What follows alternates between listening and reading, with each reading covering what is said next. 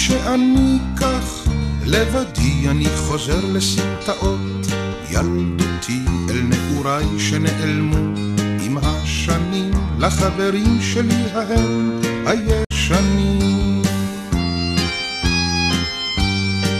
אני חוזר אל הצבעים והקולות, אל העיניים התמימות והגדולות. אני חוזר אל השכונה, אל עץ התות, אל עפיפון אדום אדום קשור לחוט.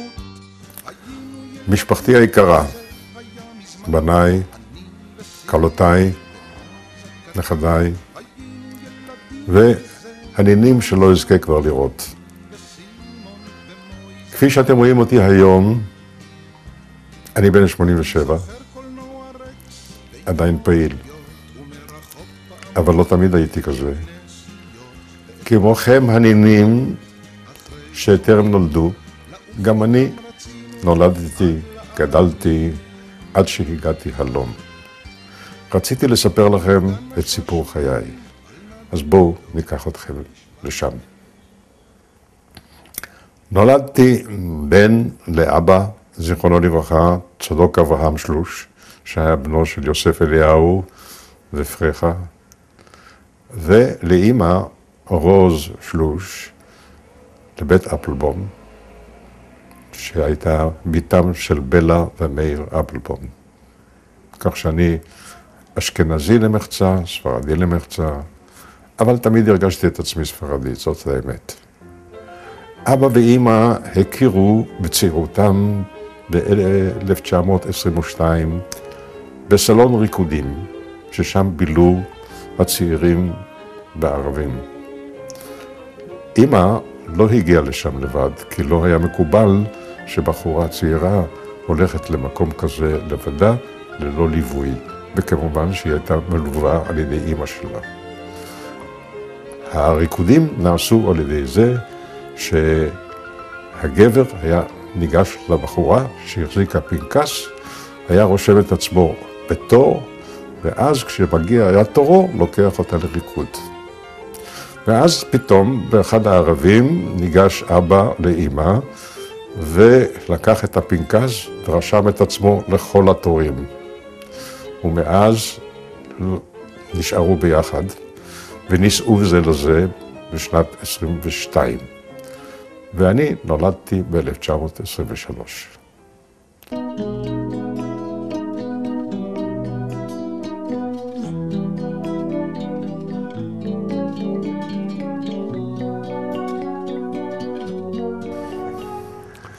אנחנו נמצאים בכיכר העירייה, משמאלי בניין העירייה הישן, ממול ביתו של חיים נחמן ביאליק כידוע, ופה בצד ימין המקום שבו היה בית היולדות הראשון של העיר תל אביב. אני נולדתי כאן ב-1923. אמא זיכרונה לברכה הייתה אישה קטנה, דקת גזרה, וכאשר היא הייתה בהיריון, כך היא סיפרה לי, התלוצצו חברותיה ואמרו לה, את בוודאי תלדי גרגיר של זית. בסופו של דבר יצאתי במשקל לא קטן, 3.5 קילו. ומכאן העבירו אותי לרחוב נחמני 25.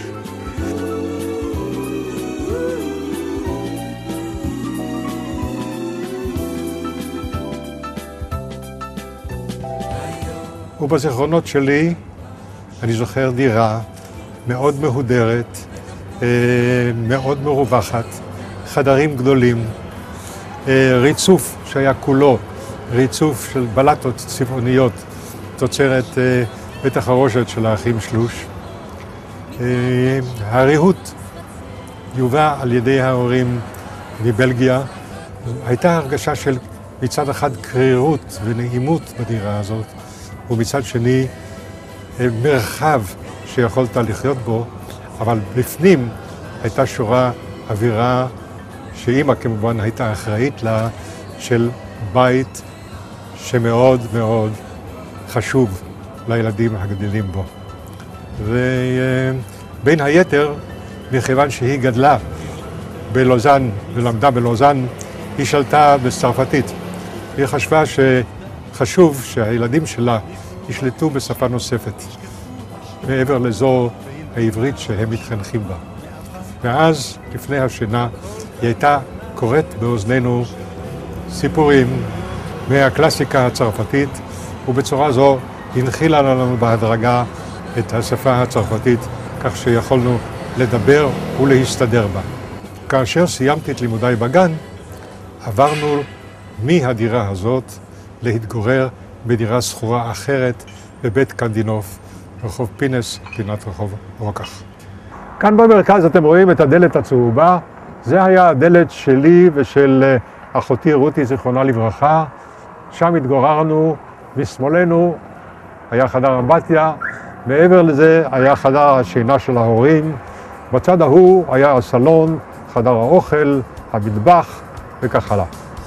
כרגיל במחוזותינו היה קיץ חם, מזגנים לא היו אז, וכל מה שעשו כמובן היה תלוי באוורור מצד אחד, סגירת התריסים מצד שני, ולעיתים היו מפנים את השטיחים ושופכים על המרצפות מים אשר היו מתאדים וקצת מכניסים קור לדירה.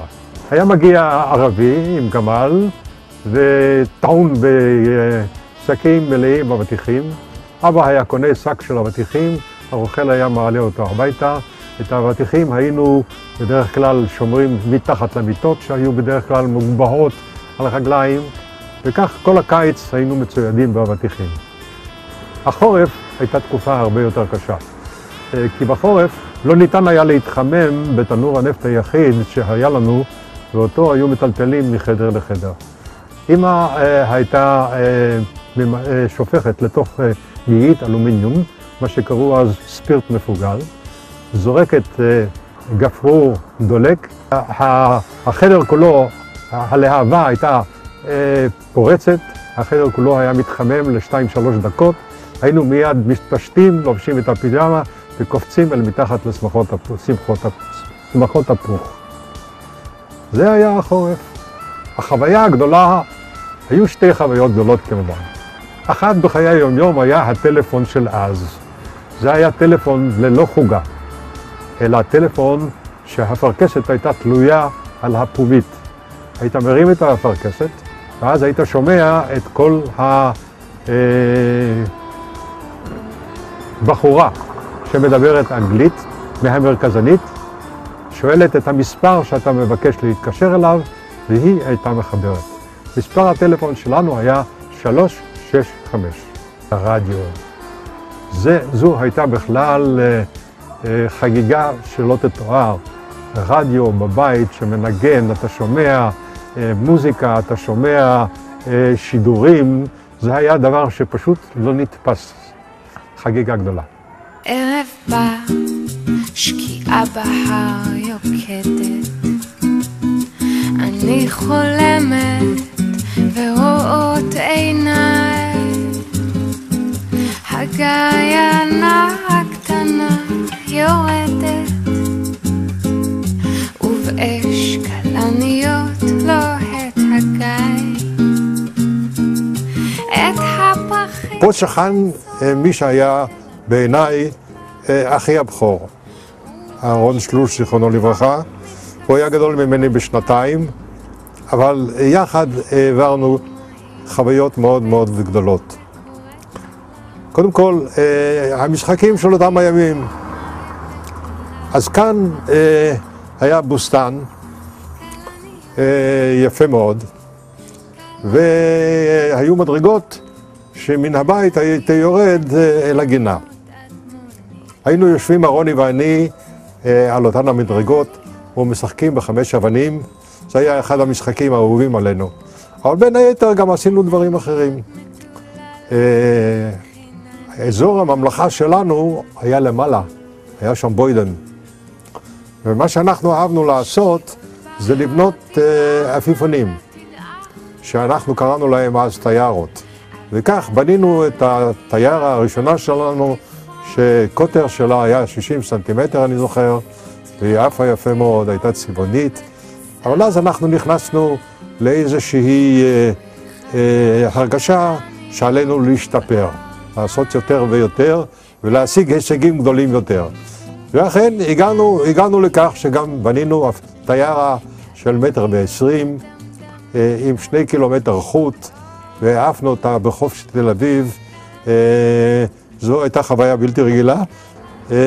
הייתה לנו מרפסת של קיץ.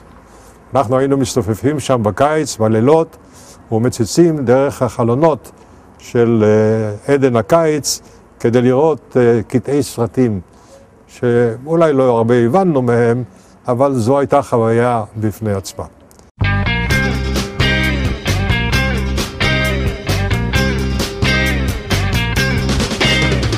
כל הנחלים הולכים לים, ולי כבר אין לאן ללכת. אני עכשיו מצב קיים, ואת היסטוריה מתמשכת. הייתי צועד במעלה הרחוב בדרכי ללימודים בגימנסיה העברית הרצליה. זו הייתה לא סתם גימנסיה, זו הייתה הגימנסיה העברית הרצליה.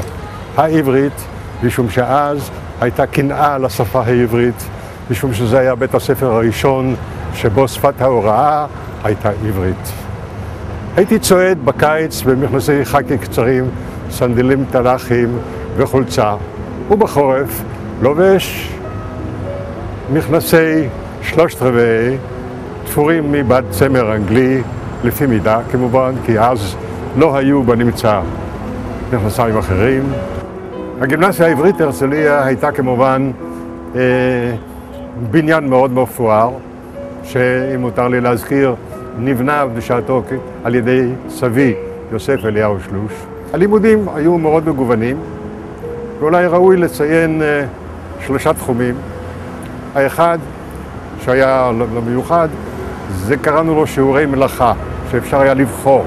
ואני בחרתי במלאכת הכרחייה. למדתי לכרוך ספרים. זכור לי שמעבר לשיעורי הכימיה, היו לנו גם מפגשים עם המורה, שבו היינו צריכים לעשות עבודה מעשית. ויום אחד, אותו מורה חילק לנו במבחנות חומרים, ואמרו עליכם למצוא ולגלות ולפענח מה יש בחומרים האלה. ואני קיבלתי כמובן גם כן מבחנה, חילקתי אותה לשניים כדי לעשות פעמיים את אותו ניסיון ולהיות בטוח שאני אכן מצאתי את הפתרון, ובשתי הפעמים מצאתי שכאילו הנוזל הזה מכיל נטרן. ואז באתי למורה ואמרתי לו, אדוני, אני מצאתי נטרן במבחנה. ואז אומר לי המורה, ואני עוד זוכר את צליל דבריו, מצאת נטרן, נטרן, אבל אני לא שמתי נטרן. בין השיעורים, בין כל שעה לשעה, הייתה הפסקה של 10 דקות. באמצע היום הייתה הפסקה שקראנו לה ההפסקה הגדולה, היום קוראים לזה אולי הפסקת האוכל, שאז נהגנו לצאת כחבורה, לרדת מן הגימנסיה מזרחה אל הפינה של שדרות רוטשילד. בפינת שדרות רוטשילד עמדו 4 קיוסקים, כל אחד בפינה אחרת.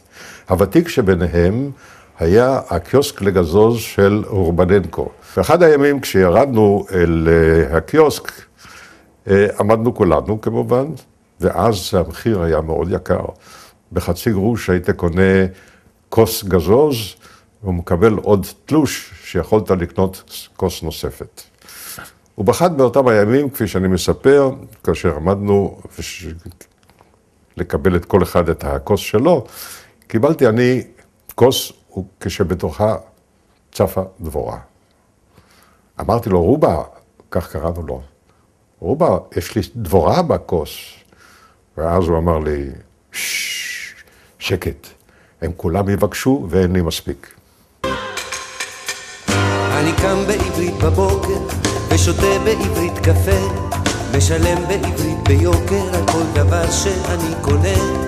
בשפתו של דוד המלך אני חי ומשמיע קול, וקורא סיפורים לילד, כן, תמיד מימין לשמאל.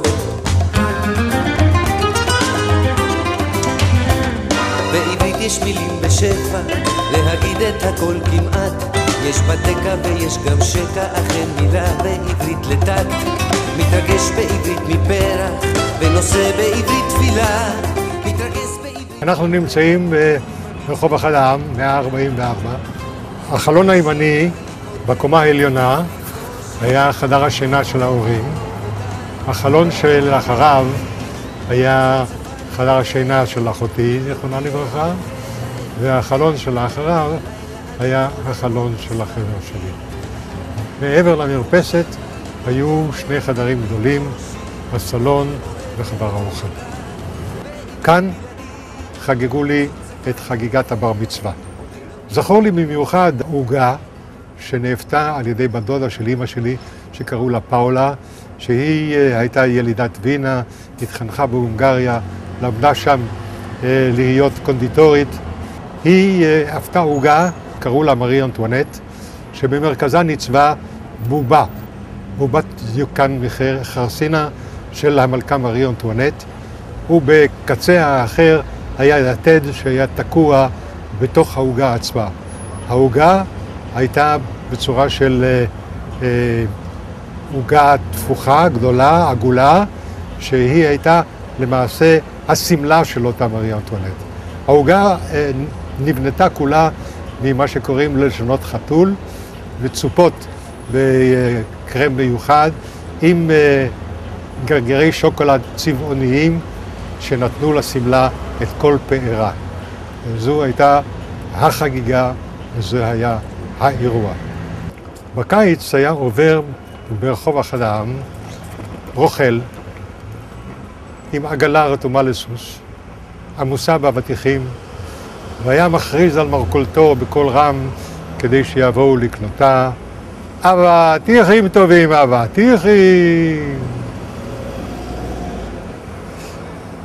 לבית היו כמה וכמה יתרונות. קודם כל, קרבתו לגימנסיה הרצליה.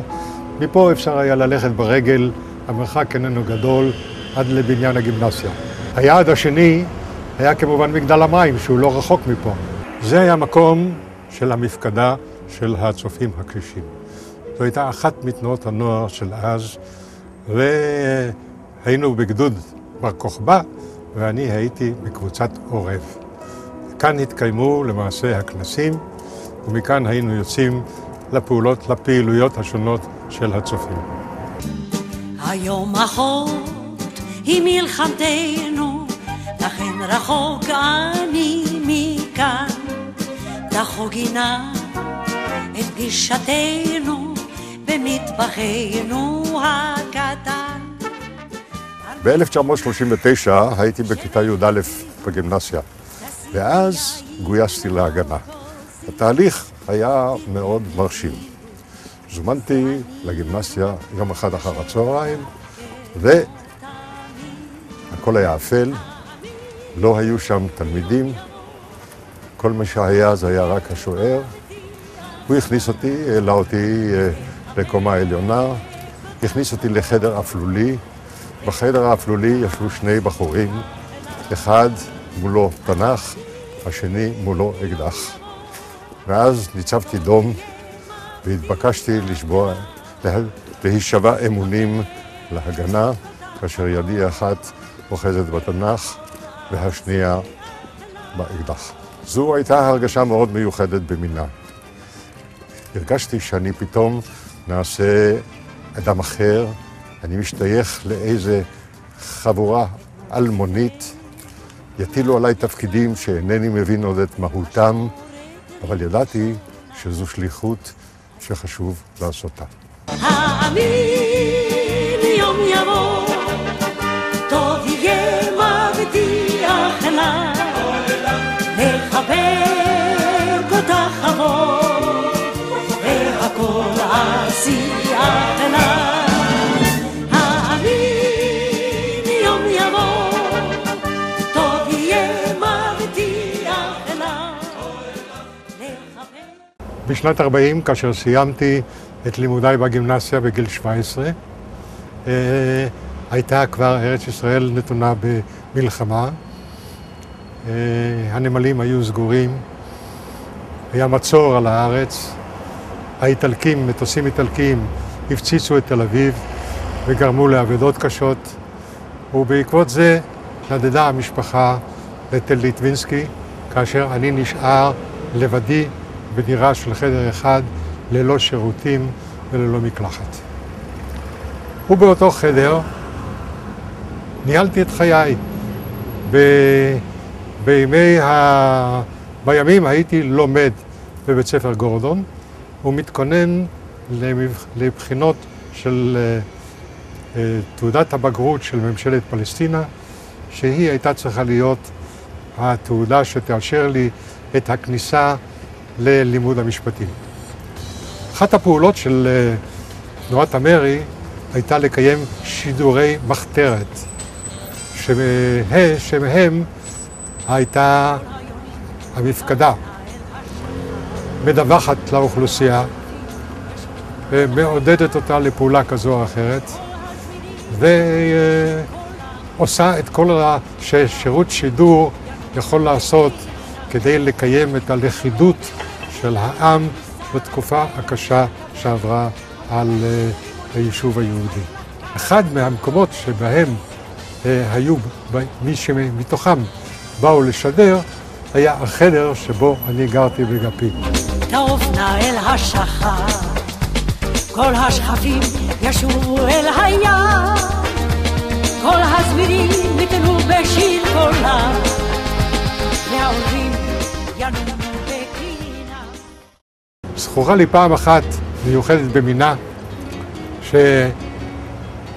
שהשארתי להם את המפתח והלכתי לאכול ארוחת צהריים אצל ההורים בשדרות רוטשילד פינת קרמלין.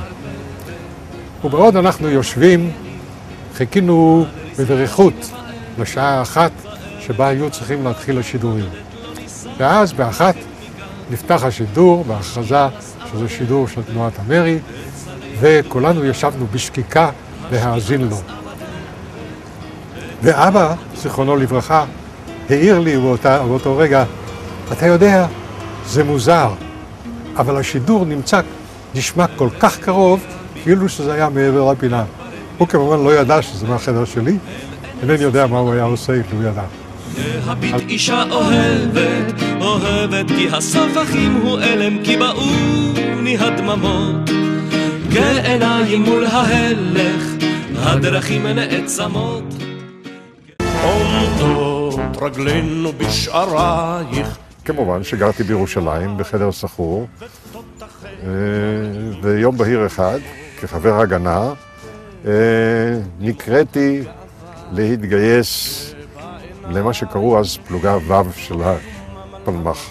במרץ 1942 הודיעו לנו שעומדים לקיים קורס למפקדי כיתות של חברי הפלמ"ח, ואנחנו התבקשנו להתגייס גיוס מלא.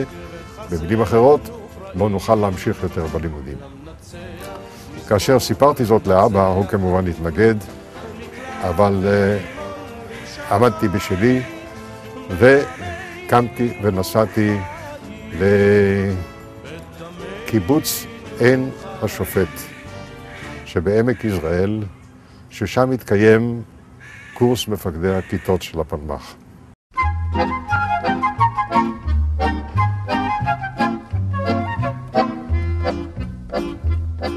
אתה יוצא לעולם הרחב, אתה מביט והכל בו זהב, אתה יושב מול הים ונזף ומתחמם בקרני הזהב ומלטף טלטלים של זהב. לאחר מכן הוצבתי כמפקד כיתה בקיבוץ דפנה שבגליל. זו הייתה פגישה ראשונה שלי בעצם עם חיי קיבוץ וחקלאות, איסוף עגבניות שאז לא גדלו כשרי בחממות, אלא שצריך היה להתכופף. ואנחנו, הבנים השובבים, היינו הולכים בעקבותיהן של החלוצות שהיו קוטפות את העגבניות ומתכופפות ומטיחים בעכוזן את העגבניות שאנחנו כתפנו. זה היה אז הקונץ. הכיתה שאני קיבלתי כמובן לא ידעה שום דבר.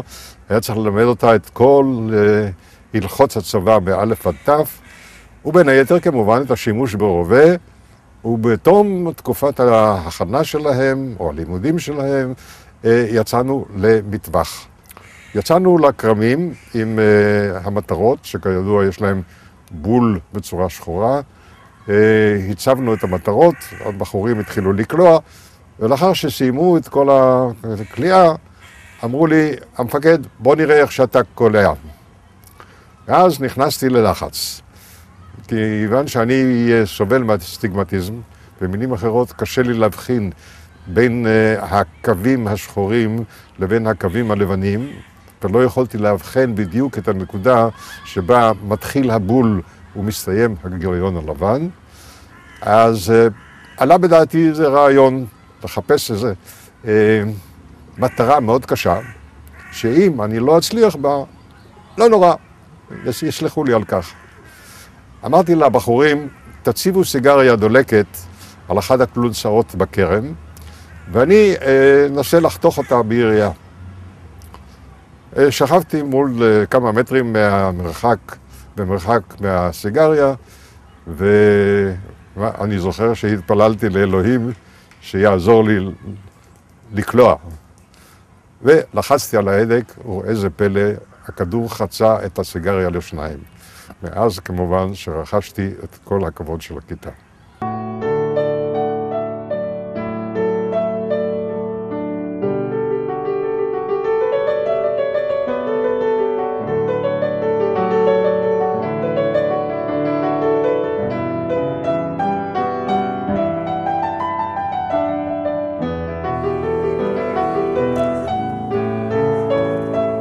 מעבר לים היו זמנים. כשסיימתי את לימודי המשפט, לא המתנתי אפילו לקבלת התעודה, וטסתי לפריז להמשך לימודים בבית הספר הגבוה למדעי המדינה, שהוא נחשב לאחד מבתי הספר היוקרתיים, שממנו יצאו לא מעט מבכירי הממשל הצרפתי. באוקטובר 1947, התבקשתי על ידי ההגנה להדרים לעיר ליון. שם שכרו לי חדר באחד מבתי המלון, והתבקשתי להכין את תעודות המסע של מעפילי האקסודוס, יציאת אירופה 1947.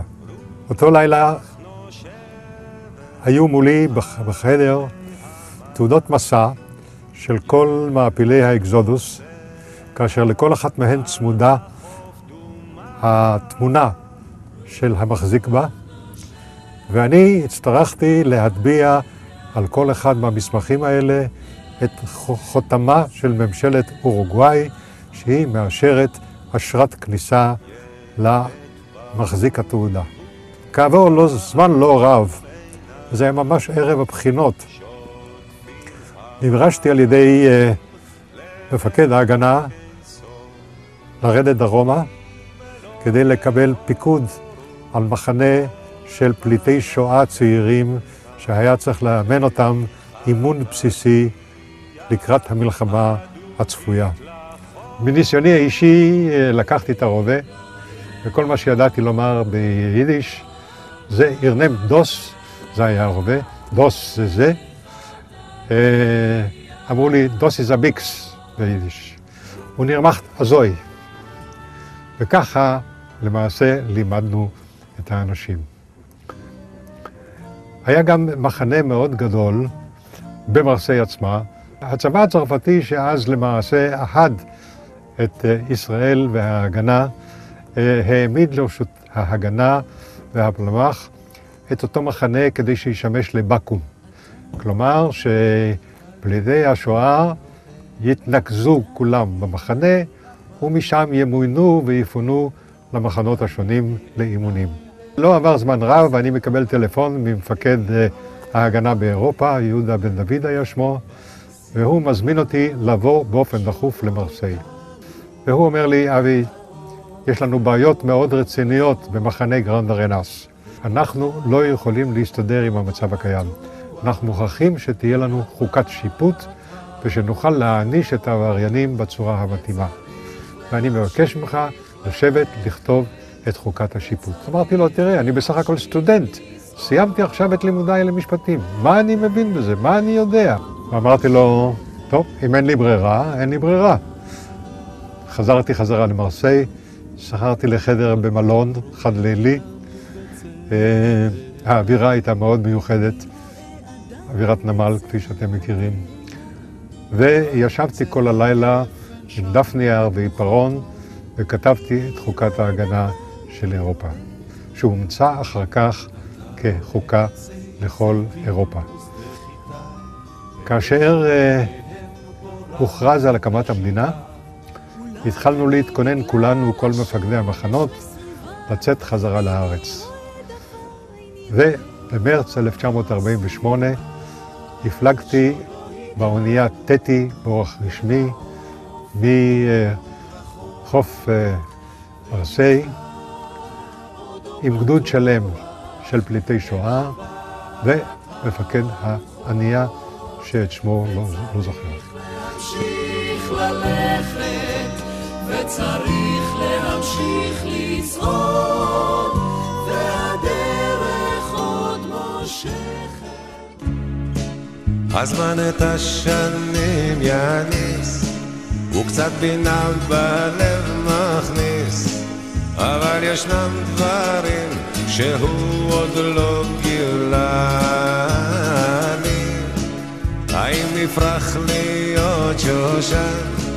האם נאור בי ניצוץ נושן? האם בסוף הדרך מחכה תשובה לי? ואיך נדע אם יש תקווה שכשנבוא נמצא תשובה. בחודש נובמבר התכוונה המדינה לפתוח נציגויות דיפלומטיות ראשונות בעולם ובהיסטוריה של מדינת ישראל. אחת מהן הייתה רומניה. אני, כרווק צעיר, התמניתי להיות מזכיר שני. כיוון שאני לא הבנתי את מהות התפקיד, הופניתי לראש הטקס מיכאל סימון, שישב באחד הצריפים, כשסביבו בחדר קירות מלאים ספרים. ונכנסתי אליו ואמרתי, הצגתי את עצמי, אמרתי שאני רוצה להבין מהי מהות התפקיד והשליחות שהוטלה עליי. אז הוא ניגש לאחד המדפים, הוא מוציא ספר ומתחיל לקרוא משהו בספרדית, ואני כמובן ספרדית לא ידעתי. וכעבור כמה דקות הוא מסתכל עליי ורואה פרצוף של סימן שאלה. הוא אומר, ספרדית אתה לא מבין. אמרתי לו לא. הוא אומר, בוא אני אתמצת לך את מהות התפקיד. תפקידך כמזכיר שני יהיה לעשות את כל מה שהאחרים לא רוצים לעשות או לא יודעים לעשות. חשבתי שהאיש הזה הוא קצת קוקו, אבל לימים למדתי עד כמה חכמה הייתה אותה אמירה. בבוקרשט שירתתי בערך כשנה, ואז נסעתי לי לסוף שבוע של חופשה בבודפשט, הסתובבתי, סיירתי, ולפתע קיבלתי טלפון מהצירות שמבקשים אותי לא לחזור. הלילה לנסוע הלאה לבריסל, ואת כל חפציי ידאגו להעביר לי לשם. בבריסל כיהנתי כשנה, שוב כמזכיר שני, וכעבור שנה, כיוון שהמזכיר הראשון בשגרירות ישראל בפריז לא הסתדר כל כך עם הממונים עליו, החליטו לעשות החלפה. שלחו אותו לבריסל ואותי הביאו לפריז.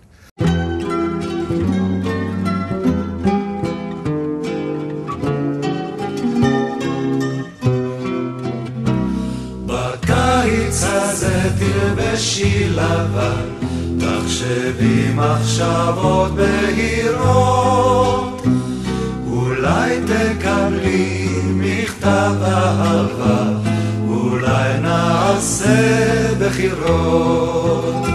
ב-1952, כאשר כיהנתי כמזכיר צעיר, מזכיר שני בשגרירות ישראל בפריז, מצאתי את עצמי יום אחד צועד במורד השדרה שנקראת אבנים וגרם לכיוון בית השגרירות. זה היה יום אביב, עד כמה שאני זוכר, ובדרכי לשגרירות חלפתי על פני הבניין של הסוכנות, ושם פגשתי מכרה של הוריי, במפתיע, שזיהתה אותי ועמדנו לשוחח. עוד אנחנו מדברים, וניגשת בחורה, והגברת הזאת מציגה אותי בפני הבחורה, זהו אבי שלוש. אומרת הבחורה, אתה אבי שלוש? ואיזה מין תמיהה שלא הבנתי את משמעותה. אמרתי כן. ונפרדנו והמשכתי אני בדרכי לשגרירות. כעבור כמה ימים, ארגנו הסוכנות בשיתוף פעולה עם השגרירות, קפה של אחר הצהריים. המארחת מטעם הסוכנות הייתה רוחלה, ואני פעלתי מטעם השגרירות. ואנחנו נקלענו לשיחה, שיחת חולין, עמדנו ליד פסנתר, כנף הפסנתר הייתה פתוחה, ושוחחנו. ופתאום זזתי, משהו קרה, וכנף הפסנתר נפלה לה על היד, היא כמובן צעקה, והבעתי את צערי, והצעתי לה שכפיצוי ניקח אותה לארוחת ערב. וכאן כל הסיפור מתחיל. לירח הדבש נסענו לדרום צרפת, לחוף התכלת, ומשם לאיטליה, ומשם לאי המופלא ששמו קפרי. היה זה ממש ירח דבש. כי בדרך, באחת העיירות של צרפת שמגדלים בבשמים, קניתי לרוחלה דלי של דבש מפרחי הסביבה. ובתחנת הרכבת באיטליה, כאשר עמדנו לרדת אחרי שבילינו לילה ברכבת, שאלתי את האחראי, כמה זמן יש לנו? הוא אמר לכם 3 דקות לרדת לפני שאנחנו ממשיכים. ואז נחפזנו כולנו, שנינו, ולבשנו ופה ושם וזה. הדלי התהפך כולו על רוחלה, ואמנם זה היה ירח הדבש. כאשר חזרנו לפריז, המשכנו כמובן לעבוד, כל אחד בתחומו, היא בסוכנות ואני בשגרירות. וב-1953, בחודש יולי, נולד בנינו הבכור יואב, שקראנו לו גם צדוק על שם אבי המנוח.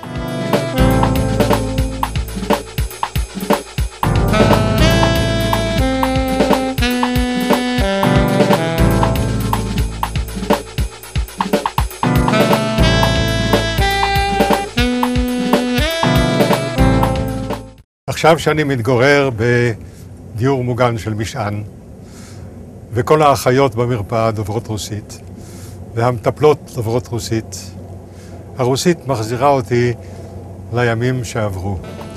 לימים ששירתתי במוסקבה, ורוחלה הייתה לצידי. גם יואב היה איתנו, הוא היה אז בן 2, כעבור שנה הוא הלך לגן, ואני במיוחד זוכר את הדקלום הראשון ברוסית שלמד יואב בגן. וזה הולך כך. У меня зазвонил телефон. Кто говорит? Слон. Откуда? От верблюда. Что вам надо? שוקולדה. בתקופת שהותנו שם נכנסה רוחלה להיריון, וצו השעה היה שאסור לנשים ישראליות מבחינת השב"כ ללדת בברית המועצות. רוחלה נסעה ללדת את אביתר בתל אביב. ואז כעבור שבוע או שבועיים חזרנו חזרה למוסקבה, כשאיתנו גם יואב וגם אביתר התינוק. Kissed by the sun. Once there were valleys where rivers used to run. בסתיו ב-1961 התמניתי להיות ציר ישראל בבלגרד. שני הבנים הלכו אז ללמוד בבית ספר שהתנהל על ידי שגרירויות אמריקה ואנגליה. שפת ההוראה הייתה אנגלית. ובאחד הימים התיישבנו, היה מזג אוויר יפה, על מדרגות הווילה בעיבורה של הגינה, וליד יואב, אני בעצם לא ישבתי ביניהם, ישבו יואב וחברו מצד אחד, ואביתר מצד השני. ואני שומע את הבנים משוחחים באנגלית, ובשלב מסוים, כתוצאה ממה ששמע יואב, הוא אומר לו, me too, כלומר גם אני. ואז טרי, שהיה קטן ממנו ל3 שנים, אומר, me 3. כמו יואב שלמד את הדקלום הראשון ברוסית, אביתר למד את הדקלום שלו הראשון בסרבית. והוא, ווזילה, ווזילה, ווזילה, פרסטן איזגובילה, הגוד שמאלילה, כפרסטן סורתילה.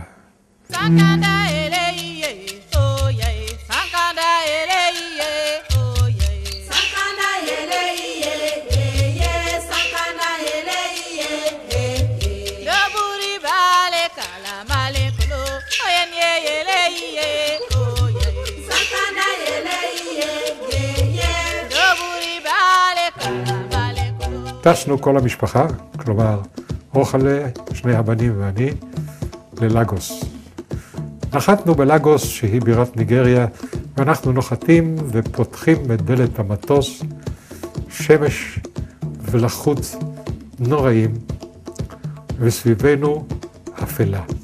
כולם שחורים, והוכנו פשוט בתדהמה לראות את הנוף השחור הזה סביבנו. לקח לנו זמן להתרגל. בערך לקראת סוף התקופה, נכנסה רוחלה להיריון. ולנו היה חדר אוכל מאוד יפה, עם דלתות שפנו לגינה, ויום אחד, בעודה בראשית ההיריון, ישבנו והתכוננו ללכת לארוחת צהריים, ואז פתאום פרץ פנימה כלב, והיא ניסתה לגרש אותו החוצה דרך המרפסת, והוא קפץ עליה ונשך אותה.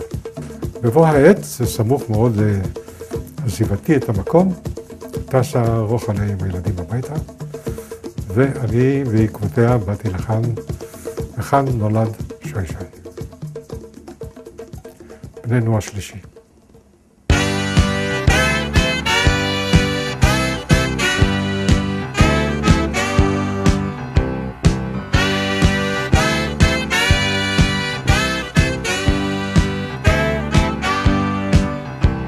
9 בכיכר ביום שישי, החבר'ה בפינה עומדים, אני ויואל ומשה, פלטיאל ורן,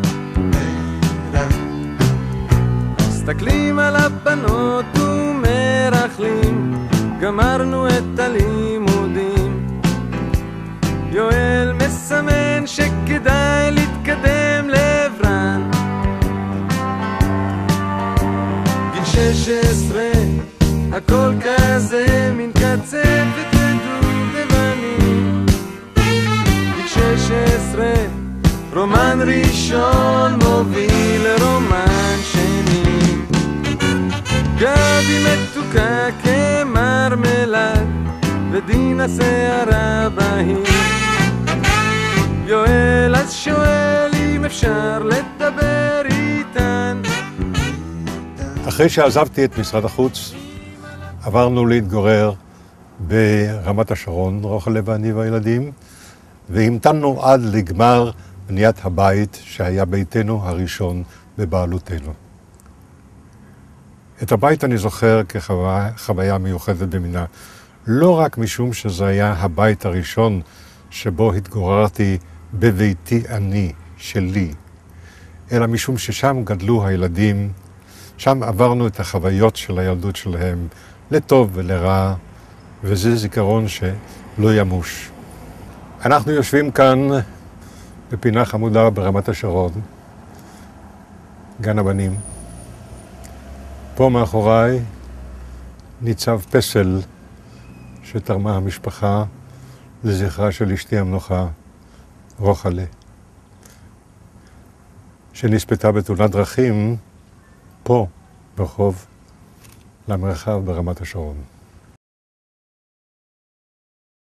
לפני שאני עולה על רכבת שנוסעת לשום מקום, כשבידי מזוודה של זיכרונות, כמה מילים של פרידה.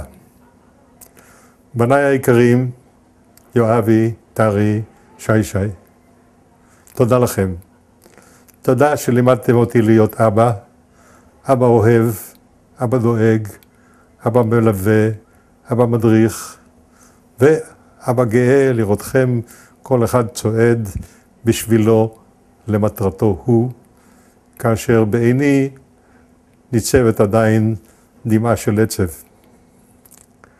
ולחלותיי היקרות, בוסי, רותי ותמר, תודה לכם על שחיבקתם באהבה את בניי היקרים, יחד הקימותם משפחות, כל אחד גאה במשפחתו, והולדתם נכדים שאני אוהב את כולם.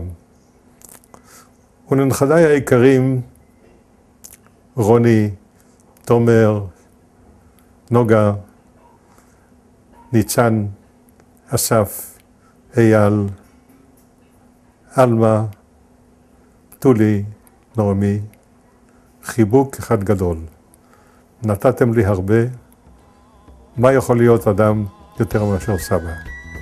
נשיקות לכולכם וחיבוק גדול ממני.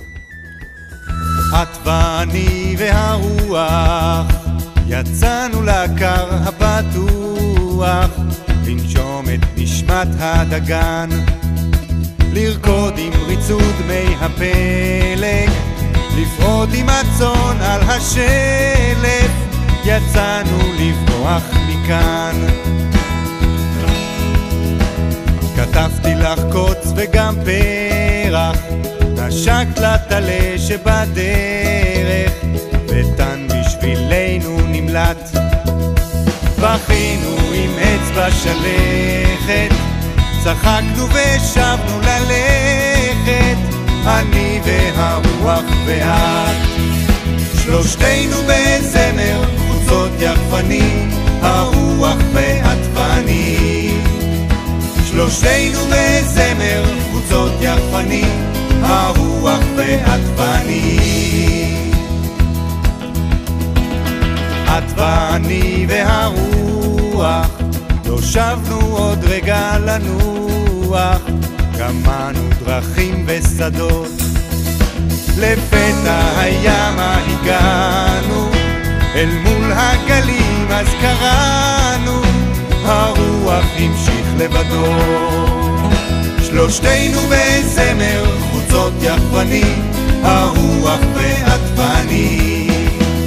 ושט איתו זמר, חוצות יחפני, נותרנו רק את ואני.